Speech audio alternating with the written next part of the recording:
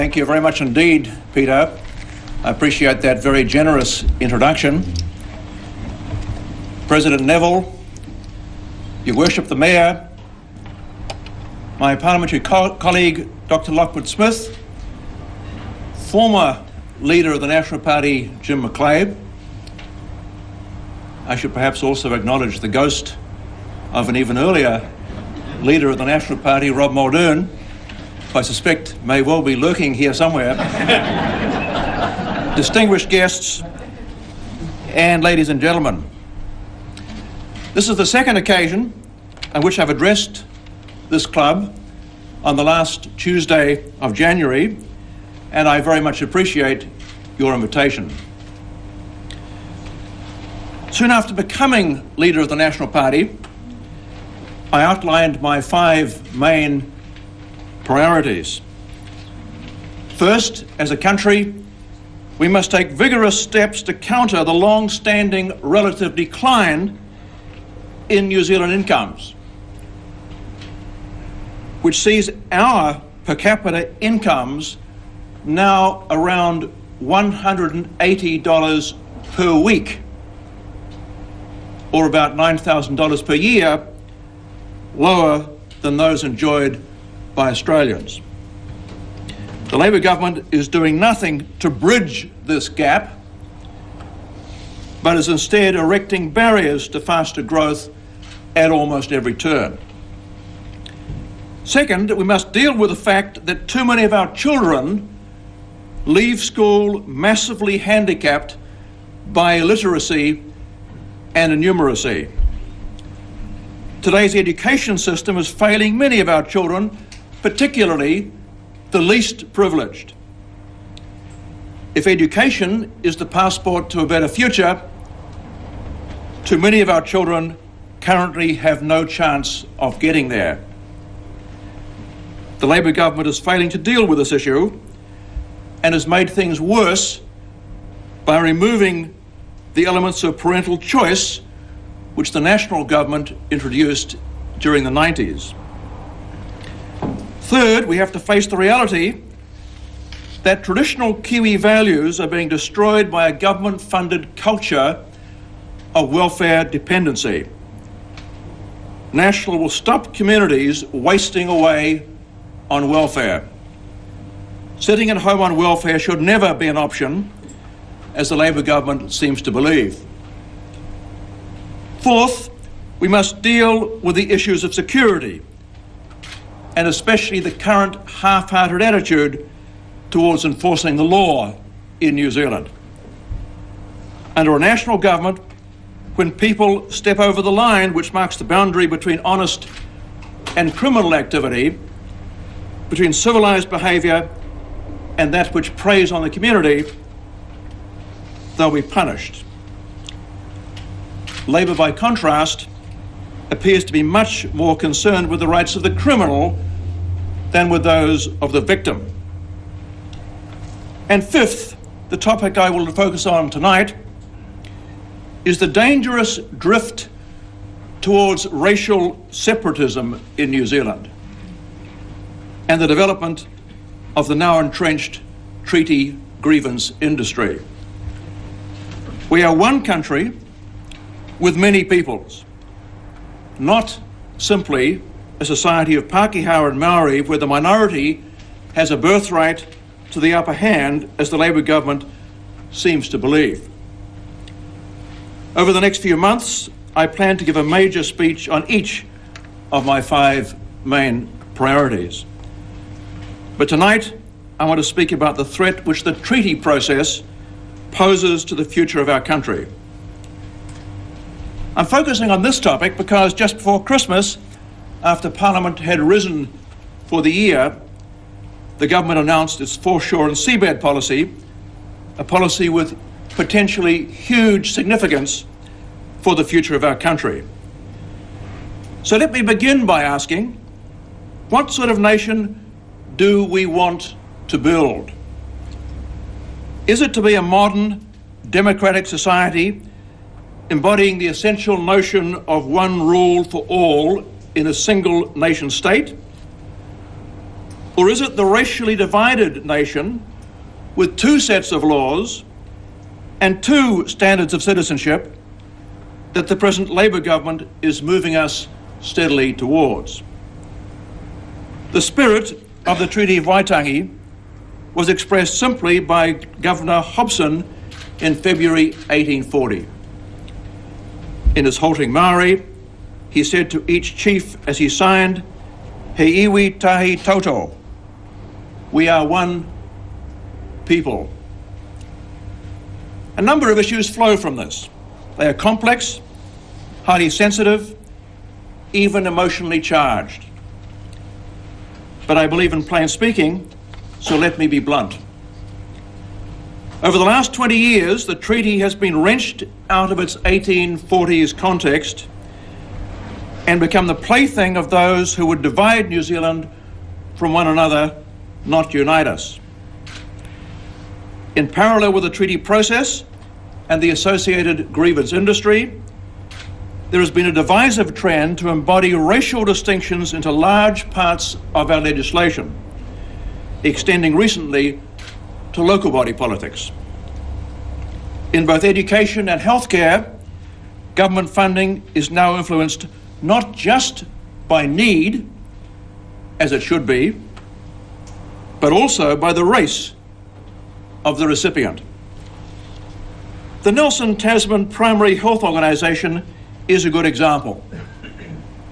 PHOs are explicitly established on a racial basis, and the Nelson Tasman PHO is required to have half of the community representatives on its board representing local iwi, even though the number of people actually belonging to those local iwi is a tiny fraction of the population covered by that PHO. Much of the non-Maori tolerance for the treaty settlement process, where people who weren't around in the 19th century pay compensation to the part descendants of those who were, is based on a perception of relative Maori poverty. But in fact, Maori income distribution is not very different from Pākehā income distribution, as sociologist Simon Chappell pointed out a couple of years ago. Maoriness explains very little about how well one does in life. Ethnicity does not determine one's destiny. It is the bottom 25% of Maori, most of them on welfare, who are conspicuously poor. They are no different to Pacific Islanders or other non-Maori on welfare. It's just that there is a higher percentage of them. Let me now counter some of the myths of our past. Too many of us look back through utopian glasses, imagining the Polynesian past as a genteel world of wise ecologists, mystical sages, gifted artists, heroic navigators, and pacifists who wouldn't hurt a fly, in the words of Roger Sandel in his book. It was nothing like that. Life was hard, brutal, and short. James Belich shows us that once guns fell into Maori hands in the early years of the 19th century, ancient tribal rivalries saw Maori kill more of their own than the number of all New Zealanders killed in World War I. Probably 20,000 Maori were killed by Maori in the 1820s and 1830s. Equally, however, the initial Maori contact with Europeans was hardly a contact with the cream of European civilization. The first Europeans that Maori encountered were explorers, whalers, escaped convicts from Australia, and then settlers, hungry for land to build a new life. Many were none too concerned about the niceties of the treaty. Any dispassionate look at our history shows that self-interest and greed featured large on both sides. Pākehā tried hard to separate Maori from their lands, and usually succeeded. Yet in spite of these problems, and in spite of all the turmoil, the shocks from the collision of two cultures and the chaos of unprecedented social change, the evidence clearly shows that Maori society was immensely adaptable and very open to new ways. That adaptability and resourcefulness, that openness to opportunity, that entrepreneurial spirit is something that survived the trauma of colonisation and is today reflected in a Maori renaissance across a wide range of business, cultural and sporting activity. We should celebrate the fact that despite a war between the races in the 60s, 1860s that is, and the speed with which Maori were separated from much of their land, partly through settler greed, partly through a couple of generations of deficient leadership by some Maori, our treaty is probably the only example in the world of any such treaty surviving rifle shots. Those who said 100 years later that New Zealand possessed good race relations by world standards were not wrong. While we try to fix the wrongs of the past, we should celebrate the good things and shared experiences that underpin our nationhood. All Maori got the right to vote and had it long before 1900. By the 1930s, they possessed equal rights of access to state assistance, be it pensions or subsidised housing loans or access to education. One standard of citizenship was gradually working, and the gaps that existed in every other colonial country were closing here as Maori took advantage of full employment. Although he listed a number of land grievances in his centennial speech at Waitangi on the 6th of February 1940, Saraparana Ngata told those present that in the whole world it was unlikely that any native race had been as well treated by settlers as Maori. Let me be quite clear.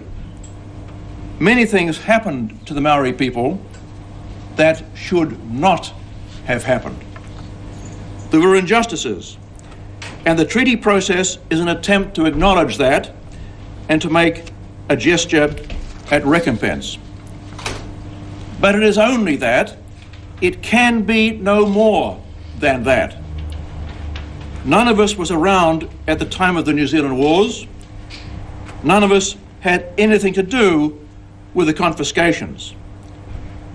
There is a limit to how much any generation can apologise for the sins of its great-grandparents. There are a few radicals who claim that sovereignty never properly passed from Maori into the hands of the Crown, and thus ultimately into the hands of all New Zealanders, both Maori and non-Maori. They are living in a fantasy world. These claims come from the more radical Maori end of the spectrum. They can be seen for what they really are, a negotiating position.